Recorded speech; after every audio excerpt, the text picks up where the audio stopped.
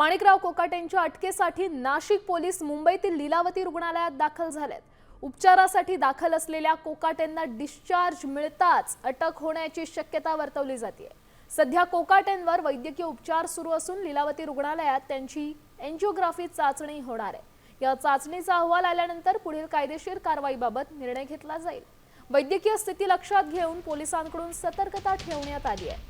आवश्यक ती प्रक्रिया पूर्ण करण्याची तयारी करण्यात आली आहे। या संदर्भात अधिकची माहिती देत आहेत आपले प्रतिनिधी अभिजित सोनावणे। अभिजित, काय सांगाल, सध्या कोकाटेंची प्रकृती काय सांगते आणि अटकेची किती शक्यता आहे?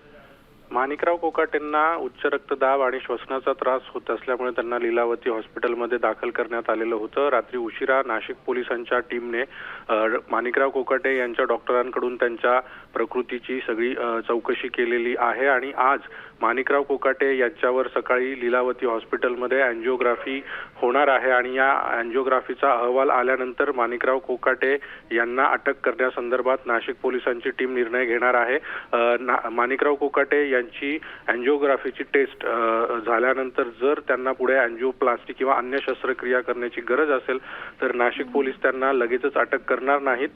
त्याऐवजी त्या ठिकाणी नाशिक पोलिसांचे 2 गार्ड त्यांच्या रूम बाहेर तैनात केले जातील। मात्र जर त्यांना एंजिओग्राफीच्या रिपोर्ट नंतर पुढे कुठलीही शस्त्रक्रिया किंवा कुठलेही उपचार घेण्याची गरज नसेल तर मात्र नाशिक पोलिसांकडून लगेचच माणिकराव कोकाटे यांना ताब्यात घेतलं जाईल, अटक केली जाईल आणि त्यांना नाशिककडे लगेचच घेऊन जाण्यात येईल आणि नाशिकच्या कोर्टामध्ये त्यांना हजर केलं जाईल। नक्कीच, त्यामुळे हे रिपोर्ट्स येईपर्यंत अटकेची टांगती तलवार कायम आहे। धन्यवाद अभिजित दिलेल्या या सविस्तर अपडेटसाठी।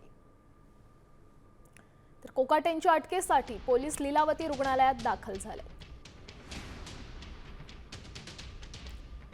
नेमकं प्रकरण काय पाहूयात ग्राफिक्सच्या माध्यमातून।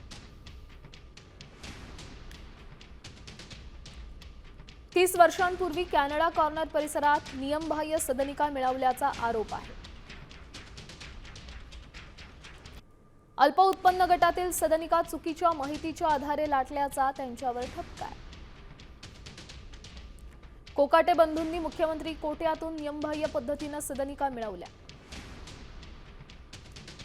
प्रथम वर्ग न्यायालयाने पुराव्यानिशी कोकाटे बंधूंना दोषी ठरवले। जिल्हा न्यायालयाचे कोकाटेंची 2 वर्षांची शिक्षा आणि दंड कायम ठेवला।